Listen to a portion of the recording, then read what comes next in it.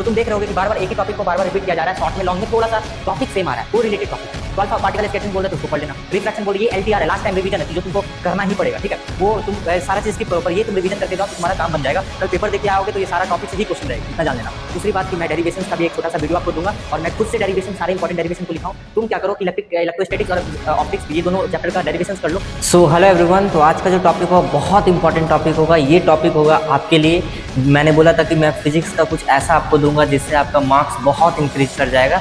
अगर आप 40 marks 50 marks 60 marks पे भी अगर आ रहे होगे, अगर इस वीडियो को आप देख लोगे तो आपका मार्क्स बहुत इंक्रीज हो जाएगा।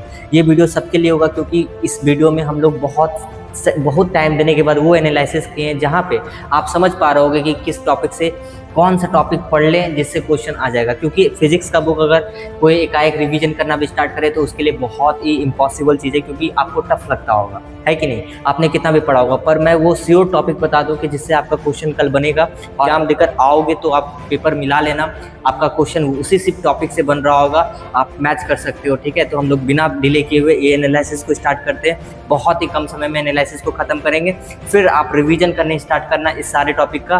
क्योंकि अगर आप इस टॉपिक को पढ़े हो पहले तो आपका कॉपी में लिखा होगा और आप रिवीजन करना स्टार्ट करना जितना मैं टॉपिक आपको एक एक करके बता रहा हूँ, ठीक है। तो सबसे पहले देखो, हमारे पास इलेक्ट्रिक चार्ज एंड फील्ड में अगर हम बात करते हैं तो आपको कौन सा टॉपिक करना होता है। इलेक्ट्रिक चार्ज एंड फील्ड में सबसे पहला टॉपिक आपके पास आता है एप्लीकेशन, किस चीज़ का, गॉस लॉ का। इससे बहुत हाईली स्कोरिंग टॉपिक होता है। उसके बाद ध्यान से देखना, मैं ये भी बताऊंगा कौन सा टॉपिक से आपका एमसीक्यू बनेगा या फिर लॉन्ग आंसर बनेगा। ये बहुत इंपॉर्टेंट टॉपिक है। एप्लीकेशन आप देखोगे एमसीक्यू टाइप क्वेश्चन आपका जो टॉपिक है इलेक्ट्रिक फील्ड से बनता है। आपके 1.7 जो आपका एनसीईआरटी का बुक है उससे इलेक्ट्रिक फील्ड टॉपिक से एमसीक्यू बनता है। तो आपका मेन टॉपिक क्या है, गॉस थ्योरम, ये वाला तुम कर लेना। उसके बाद एप्लीकेशन ऑफ गॉस लॉ, ये जो तुम्हारा गॉस लॉ का एप्लीकेशन होगा वो तुम अच्छा तरीका से करना, आप तुमको पता चलेगा कि इससे बहुत क्वेश्चन बनता है। और उसके बाद डायपोल वाला क्वेश्चन यूनिफॉर्म एक्सटर्नल फील्ड के लिए कर लेना। नेक्स्ट टॉपिक है तुम्हारा इलेक्ट्रोस्टैटिक पोटेंशियल और कैपेसिटेंस में energy store in a capacitor, highly scoring topic है ये। सेकेंड टॉपिक जहाँ से तुम्हारा क्वेश्चन बनेगा, जहाँ पे है potential due to system of charge, ठीक है, potential energy of a system of a charge, ये वाला टॉपिक है सेकेंड टॉपिक। और तीसरा टॉपिक है तुम्हारा energy store in a capacitor, फिर से बोल रहा हूँ, ये इससे लॉन्ग आंसर भी वाला भी बनेगा, आपका थ्योरम वाला बन सकता है। ये आपका इंपॉर्टेंट टॉपिक है। करंट इलेक्ट्रिसिटी में drift of electrons and the origin of resistivity is highly scoring topic. उसके बाद आपका टॉपिक है जो किरचॉफ रूल्स वाला, ये आपका इंपॉर्टेंट टॉपिक है।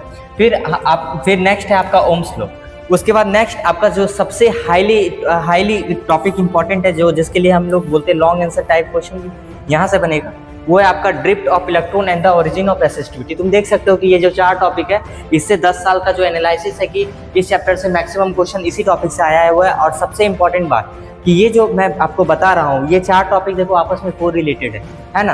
ड्रिफ्ट ऑफ इलेक्ट्रॉन से जो क्वेश्चन आ रहा है आपका ड्रिफ्ट वेलोसिटी से सेम आ रहा है। अब उसके बाद आपका टॉपिक जो मैग्नेटिज्म का कुछ ये टॉपिक है, उसके बाद जो इंपॉर्टेंट टॉपिक है वो यहाँ पे मूविंग चार्ज एंड मैग्नेटिज्म्स का बात करते हैं। तो ये मैं PDF मैं आपको डिस्क्रिप्शन में इसका लिंक डाल दूंगा और जो ग्रुप बना हुआ है उसमें तो मैं डाल ही दूंगा जो आपका ग्रुप है, ठीक है। तो moving coil of galvanometer highly scoring topic है, इसका तुम कर लेना थ्योरम, जो भी आपका होगा आपका जो सीट होगा, आपका जो डेरिवेशंस होगा वो कर लेना। और दूसरी बात कि मैं डेरिवेशंस का भी एक छोटा सा वीडियो आपको दूंगा और मैं खुद से डेरिवेशन सारे इंपॉर्टेंट डेरिवेशन को लिखाऊं। तुम क्या करो कि इलेक्ट्रोस्टैटिक्स और ऑप्टिक्स ये दोनों चैप्टर का डेरिवेशंस कर लो, बाकी सबका तुम अगर नहीं भी कर पा रहे हो तो ये दोनों का देख के चले जाना। और ये इसका मैं डेरिवेशन हाथ से लिख के रखा हूँ, मैं वो अवेलेबल करूँगा डिस्क्रिप्शन में, मैं उसका लिंक डाल दूंगा और साथ साथ तुम्हारा ग्रुप में भी मैं डाल दूंगा। अब उसके बाद हमारे पास क्या है कि मैक्सिमम MCQ कहाँ से बनेगा, तुम्हारा मैग्नेटिक फील्ड एंड फ्रॉम। फिर उसके बाद टॉपिक 4.9 एक है टॉर्क ऑन करेंट लूप और मैग्नेटिक डाइपोल, ये तुम्हारा हाईली स्कोरिंग टॉपिक है। फिर तुम्हारे पास नेक्स्ट टॉपिक है motion of magnetic field and from moving coil of galvanometer, ये भी तुम्हारा क्या स्कोरिंग टॉपिक है, तो ये टॉपिक तुमको आना चाहिए। नेक्स्ट टॉपिक है हमारे पास नेक्स्ट टॉपिक है द मूविंग कॉइल गैल्वेनोमीटर, ये वाला टॉपिक करना है आगे। नेक्स्ट टॉपिक है मैग्नेटिज्म्स एंड मैटर का ही नेक्स्ट टॉपिक है लेना, पैरामैग्नेटिक डायमैग्नेटिक ये वाला टॉपिक कर लेना। नेक्स्ट तुम्हारे पास टॉपिक है जो हाईली वेटेड वाला है, ये तो तुम्हारे पास कुछ टॉपिक था मैग्नेटिज्म एंड मैटर का। उसके बाद तुम्हारे पास हाईली वेटेज टॉपिक में है बार मैग्नेट और मैग्नेटिक प्रॉपर्टीज कर लेना, बहुत स्कोरिंग टॉपिक है। पैरामैग्नेटिक डायमैग्नेटिक वाला कि कौन सा प्रॉपर्टी कौन सा करता है। उसके बाद यहाँ पे नेक्स्ट क्वेश्चन है magnetic properties of materials. Same चीज रिपीट है, तुम उसको बार बार करो क्योंकि इस टॉपिक से तुम्हारा बार मैग्नेट और मैग्नेटिक प्रॉपर्टीज से ही क्वेश्चन आया हुआ है। नेक्स्ट तुम्हारे पास है इलेक्ट्रोमैग्नेटिक इंडक्शन का कुछ टॉपिक है, उसका इंपॉर्टेंट टॉपिक के ऊपर बात करते हैं। तो देखो ये हाईली स्कोरिंग टॉपिक है इंडक्टेंस। इंडक्टेंस को पढ़ लेना, फैराडेज का जो लॉ था, फर्स्ट लॉ सेकंड लॉ जो भी था उसको कर लेना। उसके बाद तुम्हारे पास नेक्स्ट है लेंज लॉ। लेंज लॉ बहुत इंपॉर्टेंट है, और कंजर्वेशन ऑफ एनर्जी के ऊपर जो दिया था, और motion electromagnetic motive force, EMF के बारे में कर लेना, इलेक्ट्रोमोटिव फोर्स के ऊपर बात करें तो। अब उसका नेक्स्ट है तुम्हारे पास मोशनल इलेक्ट्रोमैग्नेटिक फोर्स, फिर इंडक्टेंस, फिर उसके बाद लॉन्ग में क्या आएगा, इंडक्टेंस के टॉपिक से एसी जनरेटर से क्वेश्चन बनता है, ठीक है। लॉन्ग में ये सारा आएगा। तो मैं जो तुमको लॉन्ग के लिए हिंट दे रहा हूँ, तो उसका लॉन्ग का जो भी डेरिवेशंस होगा उसको एक बार देख लेना, पर मैं डेरिवेशन सारा मैं करवा दूंगा, दिया हूँ मैं सारा डेरिवेशन करवा दिया हूँ इलेक्ट्रोस्टैटिक्स का, और उसके बाद ऑप्टिक्स का मैं आज उसका वीडियो मैं छोटा सा क्लिप डाल दूंगा। उसके बाद हमारे पास है AC voltage applied to a series LCR circuit is highly scoring topic. उसके बाद तुम्हारे पास ये हो गया इलेक्ट्रोमैग्नेटिक इंडक्शन अल्टरनेटिंग करंट वाला हो गया। मैक्सिमम वेटेज आपका टॉपिक का है AC voltage applied to a series LCR circuit. उसके बाद नेक्स्ट टॉपिक है तुम्हारे पास AC voltage applied to a series LCR circuit. तुम्हारा देखो एलसीआर सर्किट से बहुत बार क्वेश्चन आया है, बहुत स्कोरिंग टॉपिक है। अब नेक्स्ट टॉपिक है तुम्हारा इलेक्ट्रोमैग्नेटिक वेव्स का, और उसका इंपॉर्टेंट टॉपिक है सबसे पहला तुम्हारे पास है इलेक्ट्रोमैग्नेटिक स्पेक्ट्रम, ये बहुत स्कोरिंग टॉपिक है। उसके बाद तुम्हारा इलेक्ट्रोमैग्नेटिक स्पेक्ट्रम से क्वेश्चन बार बार आया हुआ है, और लॉन्ग टाइप क्वेश्चन इससे लगभग नहीं आया है, ठीक है। ये इससे लॉन्ग टाइप क्वेश्चन नहीं आया है। रे ऑप्टिक्स में क्या क्या पढ़ना है, रिफ्लेक्शन ऑफ लाइट, ये सारा टॉपिक है, इसमें इंपॉर्टेंट पे आ जाते हैं। तो सबसे पहले तुम्हारे पास है refraction at spherical surface by lenses, ये बहुत इंपॉर्टेंट टॉपिक है। फिर ऑप्टिकल इंस्ट्रूमेंट बहुत इंपॉर्टेंट टॉपिक है, इससे बहुत बार क्वेश्चन आया ऑप्टिकल इंस्ट्रूमेंट से।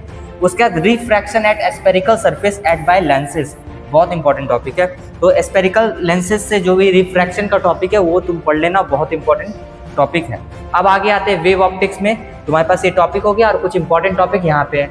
डिफ्रैक्शन हाईली स्कोरिंग टॉपिक है, डिफ्रैक्शन करना है एकदम, डिफ्रैक्शन पढ़ के जाना। उसके बाद मैक्सिमम जो क्वेश्चन आ रहा है जो वेरी शॉर्ट आंसर वाला, वो इंटरफेरेंस ऑफ लाइट से आ रहा है, जो यंग्स का एक्सपेरिमेंट था, यंग डबल स्लिट एक्सपेरिमेंट भी था, है कि नहीं।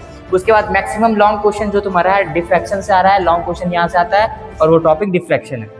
डुअल नेचर मतलब कि मॉडर्न फिजिक्स में देखा जाए तो ये टॉपिक था, ये इंपॉर्टेंट टॉपिक है। एक्सपेरिमेंट के ऊपर तुम आइंस्टाइन का फोटो इलेक्ट्रिक इक्वेशन कर लेना। एनर्जी क्वांटम रेडिएशन और हाईली स्कोरिंग टॉपिक, ठीक है। एनर्जी क्वांटम ऑफ रेडिएशन ये हाईली तुम्हारा हाईली वेटेज टॉपिक में है। उसके बाद तुम्हारा जो नेक्स्ट टॉपिक है वो है फोटो इलेक्ट्रिक, है ना। फोटो इलेक्ट्रिक के ऊपर तुम बात कर लेना, फोटो इलेक्ट्रिक, और उसके बाद आइंस्टाइन का जो इक्वेशंस है उससे भी क्वेश्चन बनता है। आइंस्टाइन का देखो नीचे लिखा हुआ भी, Einstein photo electric equations quantum of radiations के ऊपर क्वेश्चन बनता है। फिर एटम्स का कुछ टॉपिक है, इसके आगे इंपॉर्टेंट टॉपिक है। एटम्स में तुमको क्या क्या पढ़ना है, alpha particle scattering and Rutherford nuclear model of atom. फिर line spectrum of hydrogen atoms, ये हाईली स्कोरिंग टॉपिक है। उसके बाद अल्फा पार्टिकल स्कैटरिंग, फिर से देखो वही से रिपीट है। तो तुम देख रहे होगे कि बार बार एक ही टॉपिक को बार बार रिपीट किया जा रहा है, शॉर्ट में लॉन्ग में थोड़ा सा टॉपिक सेम आ रहा है, को रिलेटेड टॉपिक है। तो अल्फा पार्टिकल स्कैटरिंग बोल रहे तो उसको पढ़ लेना। रिफ्रैक्शन बोल रही है, ये LTR है, लास्ट टाइम रिवीजन है, तो जो तुमको करना ही पड़ेगा, ठीक है। वो तुम सारा चीज स्किप करो, पर ये तुम रिवीजन करके जाओ तो तुम्हारा काम बन जाएगा। कल पेपर दे के आओगे तो ये सारा टॉपिक से ही क्वेश्चन रहेगा, इतना जान लेना। अब उसके बाद हमारे पास है कि लाइन स्पेक्ट्रम ऑफ हाइड्रोजन, उसके बाद alpha particle scattering and Rutherford nuclear model of atoms, line spectrum of hydrogen atom, ये सारा इंपॉर्टेंट टॉपिक है। नेक्स्ट तुम्हारे पास न्यूक्लियर चैप्टर है, और न्यूक्लियर चैप्टर के बाद तुम्हारे पास जो टॉपिक है mass energy and nuclear binding energy, ये हाईली वेटेज टॉपिक है। न्यूक्लियर बाइंडिंग एनर्जी वाला तो टॉपिक बहुत है इंपॉर्टेंट है, तुम्हारा अल्फा डीके बीटा डीके ये सारा उससे क्वेश्चन आता है, ठीक है। फिर मैक्सिमम जो तुम्हारा MCQ क्वेश्चन बनता है वो न्यूक्लियस से बनता है, साइज ऑफ न्यूक्लियस से क्वेश्चन बनता है। Mass energy and nuclear binding energy, ये बहुत इंपॉर्टेंट टॉपिक है, नीट में भी इससे तो क्वेश्चन आता है बार बार। Semiconductor, very important topic. Semiconductor में सबको पता है कि एक्सट्रिंसिक और इंट्रिंसिक सेमीकंडक्टर से बार बार क्वेश्चन आता है, गेट से लॉजिक गेट से क्वेश्चन आता ही है।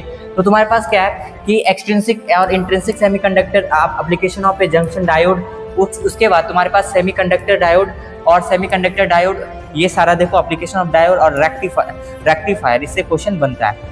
तो तुम्हारा ये कुछ इंपॉर्टेंट टॉपिक था, मैं ये PDF को डिस्क्रिप्शन में मैं डलवा दूंगा, तुमको क्या करना है, तुम्हारे पास समय बहुत कम है, इसीलिए मैंने ये जो टॉपिक है इसको जल्दी बाइंड अप किया। और हमारे पास जो डेरिवेशंस का लेक्चर है वो मैं ट्राई करूंगा कि जल्दी से वो भी मैं अभी अवेलेबल करा दूंगा। डेरिवेशन जल्दी से कर लेना। जो भी तुमने अभी तक रिवीजन किया है इस टॉपिक को जरूर देख के जाना। ये LTR है, लास्ट टाइम रिवीजन का टॉपिक है। उसके बाद अपने पे ट्रस्ट रखना। फार्मूला जो भी होगा एक बार फार्मूला का माइंड मैप जो भी होगा वो एक बार रिकवर कर लेना, रिकॉल कर लेना। उसके बाद कल जो भी होगा, कल तुम्हारा लगभग टफ सब्जेक्ट ही है। टफ सब्जेक्ट होता है फिजिक्स, मेरे को भी बहुत टफ लगता था और सबसे टफ फिजिक्स ही लगता है, और फिर उसके बाद केमिस्ट्री या फिर किसी को केमिस्ट्री भी लगता है। तो बस मैं ये बोल रहा हूँ कि अपने पे विश्वास रखना, कल तुम्हारा पेपर बहुत अच्छा होगा। तुम्हारा ट्रस्ट भी बहुत मायने रखेगा कि तुम्हारा पेपर कल कैसा होगा। ऐसा नहीं 2-3 क्वेश्चन देखने के बाद डर जाना, नहीं। जो आता है सोचना है कि जो भी होगा बेस्ट देना है अपना एग्जाम, और जो होगा वो बेस्ट ही होगा। ठीक है, तो हम लोग मिलते हैं नेक्स्ट सेशन में। और अभी तो नीट एग्जाम, जे एग्जाम, तो ये सब तो बाकी है। तो जल्दी हम लोग बहुत सारे वीडियो के साथ मिलेंगे, बहुत सारे सेशन करेंगे जहाँ पे बहुत इंपॉर्टेंट बात करेंगे, और वो बहुत प्रोडक्टिव सेशन होगा। बहुत कम समय में हम लोग बहुत चीज़ को कवर करेंगे। Thank you.